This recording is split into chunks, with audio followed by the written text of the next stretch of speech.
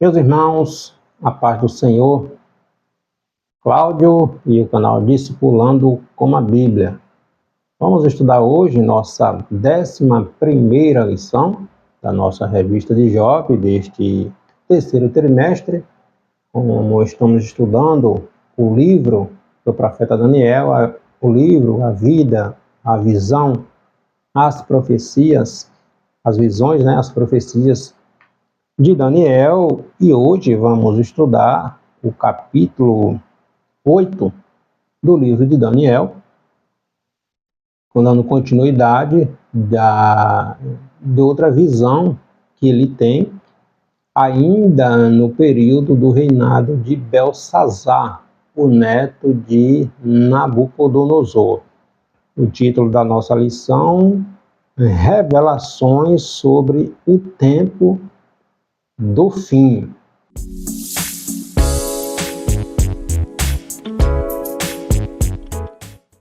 Nosso texto principal, textual, está no capítulo 8, versículo 15. E aconteceu que, havendo eu, Daniel, visto a visão, busquei entendê-la, e eis que se me apresentou diante uma como semelhante de homem. Resumo da lição diz que o conhecimento das coisas futuras nos dá esperança e a certeza de que Deus está no controle de todas as coisas. Os objetivos: conhecer a visão de Daniel do carneiro e do bode, compreender a simbologia do bode e do pequeno chifre e aprender sobre o cumprimento da visão para o tempo do fim, tá?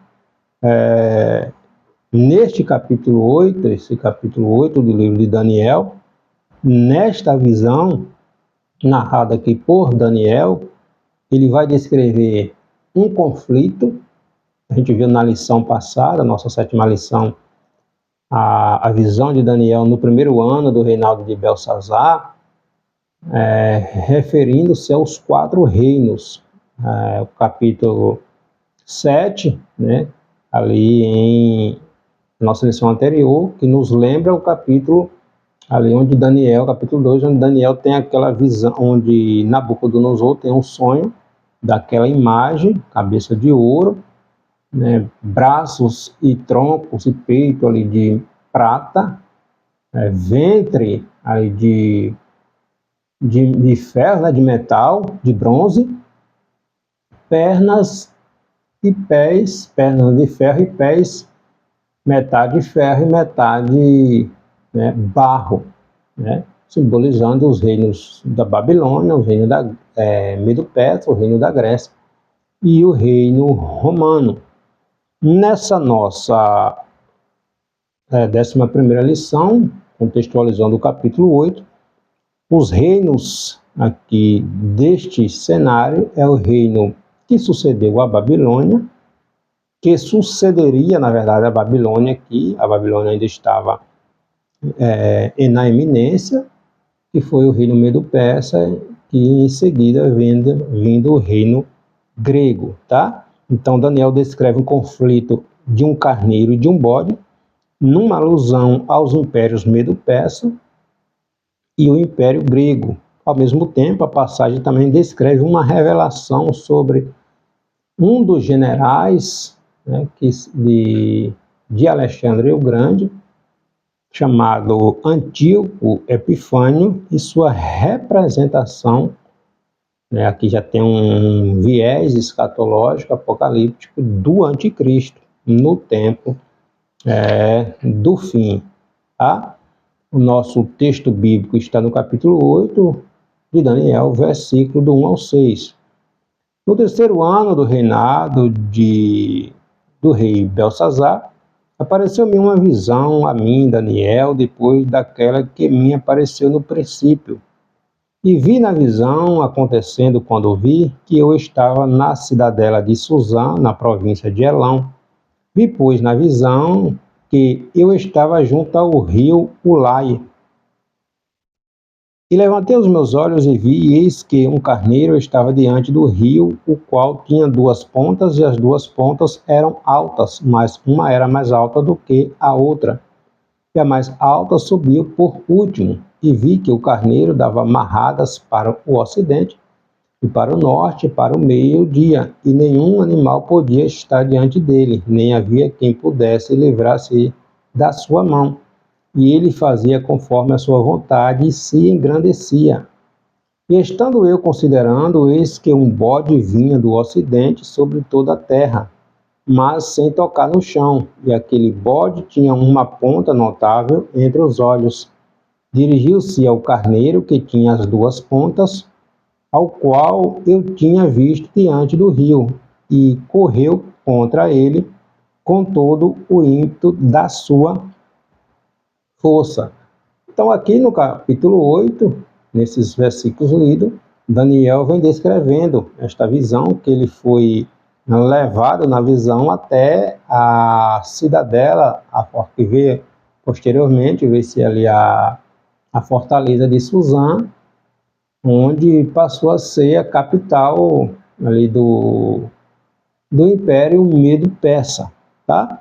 Então, o primeiro tópico da nossa lição, a visão de um carneiro e um bode, as características desta visão, o carneiro, característica ali do carneiro, a simbologia, bem como falando um pouco sobre Ciro, o Grande, tá? Então, na visão aqui do capítulo 8, ocorreu no terceiro ano do reinado de Belsazar, lembrando que Belsazar ele era neto de Nabucodonosor. Nós já estudamos nas lições anteriores as sucessões que ocorreu após a morte de Nabucodonosor. Belsazar está reinando aqui, correinando ali com seu pai, Nabonido, tá? Por volta ali, essa visão de Daniel, por volta ali dos anos 550, 549 a.C., tá? Daniel, ele se vê na cidadela de Suzã, na província ali de Elão, localizada ali aproximadamente 300 quilômetros a leste da Babilônia, e Suzã, ela servia como residência de inverno dos reis persas. A gente vai ver isso lá mais claramente no livro de Esther, tá? Grande parte da visão aqui de Daniel, explicada a Daniel pelo anjo Gabriel, a quem Deus enviou para dar essa interpretação a Daniel. E lembrando, né, que os únicos anjos na Bíblia que dá-se o nome, que é revelado o nome, é o nome de Gabriel e o nome de Miguel. São os únicos anjos na Bíblia que tem seus nomes falado, revelado, tá? Então, sobre o carneiro, o primeiro animal da visão de Daniel aqui é um carneiro, que esse carneiro possuía duas pontas ou dois chifres, simbolizando aqui o Império Medo-Persa, né? A coalizão ali dos dois reinos Medo-Persa que sucedeu o reino babilônico. Os dois chifres compridos do animal, sendo um maior do que o outro, representavam ali a história desses dois impérios que se uniram, né? Após a conquista da Média por volta ali do ano 550, ano dessa visão de Daniel. 550 a.C., dando origem a esse império conhecido também como o Império Aquemênida, né? A união desses dois reinos.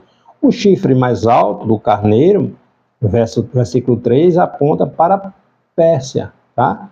Que apesar de ser posterior ali ao reino Medo, tornou-se mais proeminente do que o próprio Medo, tá? Ciro Grande, o primeiro rei ali dessa coalizão, ele foi o líder persa responsável pela unificação desses dois reinos e posteriormente pela tomada da própria Babilônia, tá? Quando Belsazar estava fazendo aquele banquete, Belsazar pegou os utensílios de Deus do templo ali de Israel, que Nabucodonosor tinha levado para a Babilônia, mas Nabucodonosor não tinha usado, né? Tinha colocado lá na casa do deus babilônico e tinha deixado lá. Nabonido achou por bem pegar esses utensílios e profanar, fazendo um banquete e profanando aquilo que era consagrado a Deus. Aí ele vê o nome, um dedo escrevendo na parede, Deus decretando ali o fim do reinado babilônico e do próprio Nabonido, ocasião em que Ciro, juntamente ali com seu general, né, com seu exército, também ali com Dario, invadiu, matando ali Nabonido e o Império Medo-Persa assumindo o poder e ascendendo ali como a maior potência mundial, tá? Ciro é mencionado também no livro do profeta Isaías, capítulo 44, versículo 28.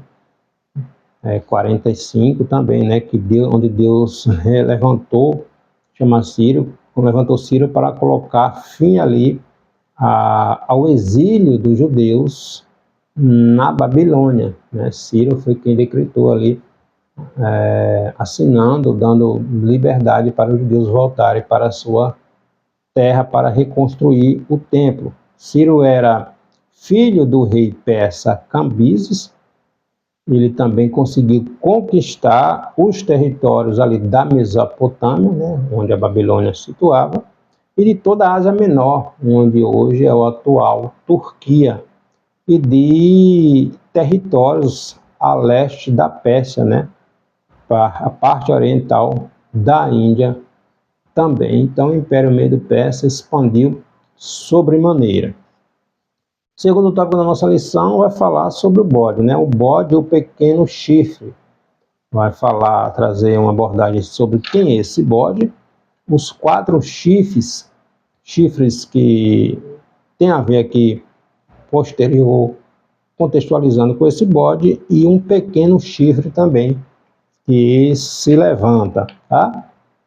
Então, um bode peludo que surge na visão de Daniel e derrota o carneiro, que este bode vai simbolizar o rei da Grécia. Está no versículo 21 aqui do capítulo 8. Ou seja, o rei da Grécia, ou a Grécia, ascendendo ao poder e conquistando o Império Medo-Persa. Na história, ele é identificado, né, como o líder do Império Grego, que foi Alexandre o Grande. Alexandre ascendeu ao poder e durante aproximadamente ali 12, 13 anos, o Império Grego expandiu, né, sobremaneira, tá? Ali entre 365 e 323 a.C. O rei da Macedônia, amplamente reconhecido como um dos maiores líderes militares da história, graças às suas conquistas expansivas pelo mundo conhecido da época. Então, Alexandre o Grande, ele foi educado pelo grande filósofo, né, Aristóteles, e também difundiu, né, a cultura grega por meio de uma política que conhecemos como a helenização, ou seja, o idioma grego tomou conta do mundo, tá? Então, a grande estratégia de Alexandre o Grande, o líder do Império Medo ou do Império Grego, foi expandir, né, massificar o seu idioma, a sua cultura. E aí a gente tem uma grande influência, né, dos grandes filósofos, por exemplo, do próprio Sócrates, né, Platão, Aristóteles, e aí sucessivamente, tá? Então, o fato do animal, no caso o bode, surgir sem tocar no chão, verso 5, e estando eu considerando, eis que um bode vinha do ocidente sobre toda a terra, mas sem tocar no chão. Aquele bode tinha uma ponta notável entre os olhos. O bode era tão veloz que nem chegava a tocar no chão. Mostra a velocidade da expansão do Império Grego. Em 12 anos de reinado ali, Alexandre o Grande tinha um vasto império que se estendia da Grécia até a extremidade ali da Índia. Os 4 chifres, o que são? Né? Alexandre, ele morre com apenas 33 anos, ele assume o poder com 22 anos, e com 33 anos ele morre.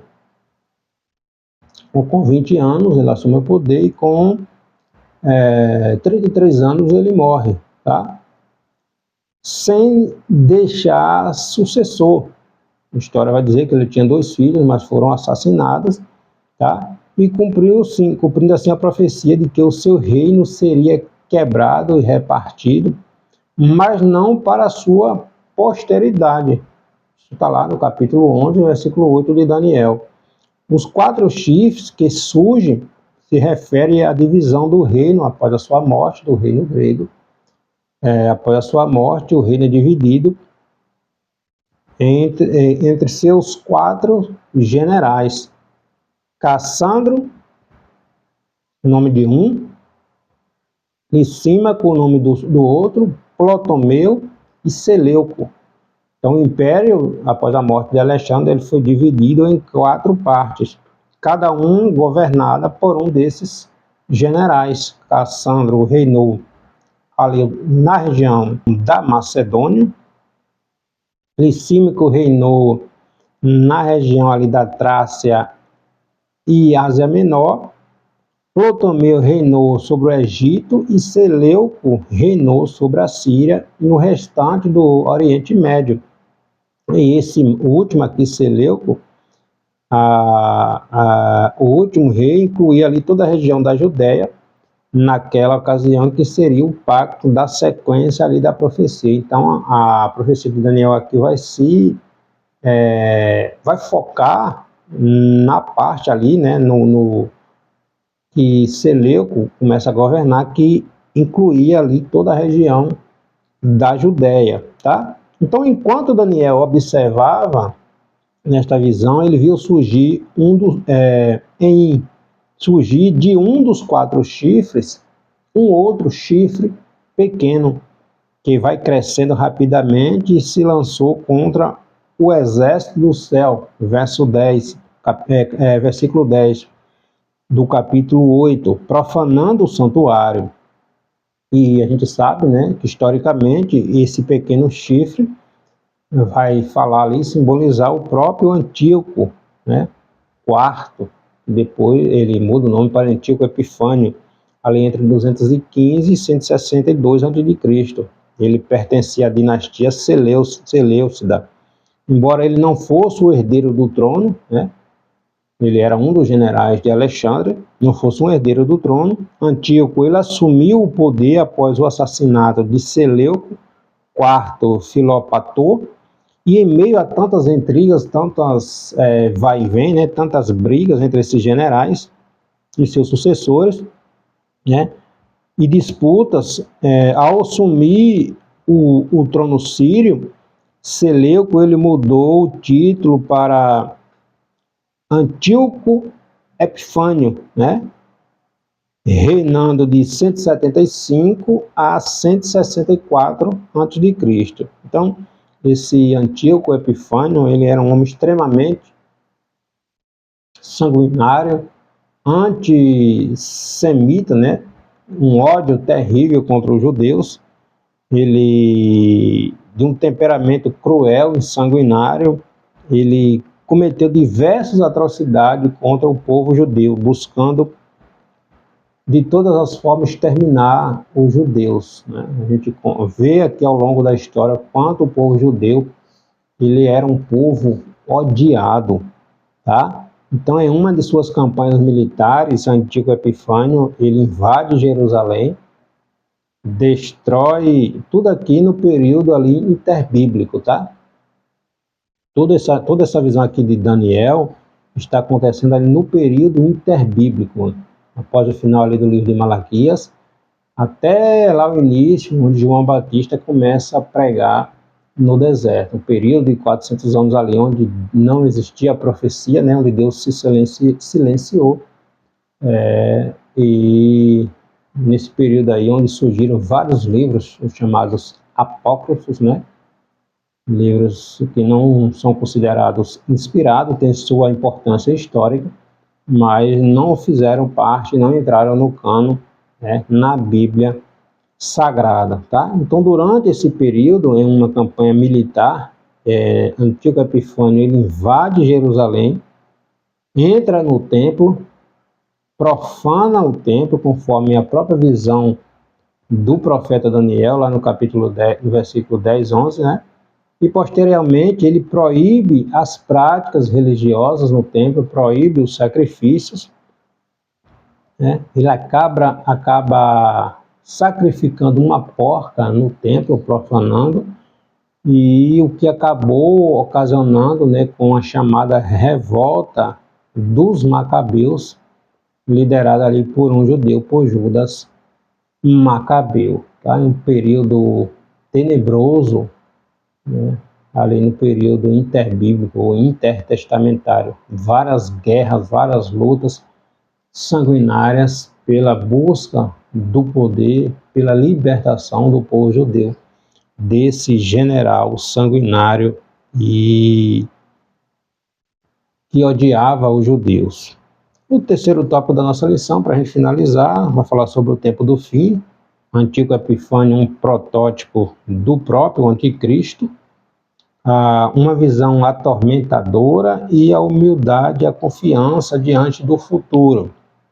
Então, Antíoco Epifânio ele é tido por muitos intérpretes estudiosos da Bíblia, das Sagradas Escrituras, como um tipo do próprio anticristo, um líder no fim dos tempos que se levantará contra o povo de Deus e fará coisas semelhantes àquilo que Antíoco Epifânio fez aqui no período, né, que ele estava aqui na eminência, né, em evidência. Conforme o estudo do saudoso pastor Antônio Gilberto, o Antíoco Epifânio seria o cumprimento parcial desta visão aqui de Daniel. E o cumprimento cabal, né, seria o próprio anticristo, né, no período ali da grande tribulação. Será o último grande governante mundial da história, o anticristo. Ele é identificado no livro de Apocalipse, capítulo 13, como uma besta que surge do mar. Tá? Assim como o antigo Epifânio, o anticristo também será derrotado, mas não por rei humano aqui, ele será derrotado pelo próprio Senhor Jesus Cristo. O versículo 28 aqui do capítulo 8 vai retratar o Armagedon apocalíptico quanto o poder gentílico mundial ali sobre o poder do próprio anticristo, influenciando as nações, e se reunindo para lutar contra Jesus, tá? A visão foi tão terrível, essa visão de Daniel, que ele ficou fragilizado, ficou espantado com o que ele viu e acabou adoecendo. Ele viu coisas tão angustiantes, tão terríveis, né, terrível, que se abateria sobre o mundo, principalmente sobre o seu povo, sobre o povo judeu, né? Contudo, a Bíblia diz que ele se levantou, né, após um período ali, e voltou à sua vida, né, aos seus afazeres perante o rei ali que ele servia. Mesmo sabendo, conhecendo a história, conhecendo que o futuro do seu rei, né, Daniel continuou a trabalhar e a servir. Então, Daniel foi extremamente usado por Deus e é um dos livros mais extraordinários de se estudar. O livro de Daniel, o livro de Ezequiel, o livro de Apocalipse, que traz muitas revelações sobre o fim da história, né? Ao final, Daniel declara que ninguém podia entender aquela visão, estava além ali da compreensão humana. Olhando para o contexto ali do próprio Daniel, né, social e político, era praticamente impossível naquela época, né, conjecturar o futuro, né, os fatos que iriam ocorrer, como a expansão, a ascensão de um reino, da reino da Grécia, né. Daniel estava vivendo no período ali do reino babilônico. A Babilônia era a potência, né? Então, conforme a visão da imagem do sonho de Nabucodonosor, tudo aquilo que Deus deu a visão, a interpretação a Daniel sobre o reino babilônico, seguida pelo Império Medo-Persa, seguido pela Grécia, né? Depois esse período turbulento, sanguinário aqui da revolta dos Macabeus, onde os judeus ficaram ali aproximadamente 71 anos livres, né? Mas logo depois chegou o Império Romano, tomando o poder, assumindo, e quando Jesus vem, os judeus, a Palestina está sob o domínio do Império Romano, tá? Na nossa próxima lição, nós vamos estudar sobre a oração de Daniel, sobre seu povo, sobre o futuro do seu povo e a visão que Deus dá sobre as 70 semanas que estaria determinado sobre o povo judeu. Amém? Deus abençoe.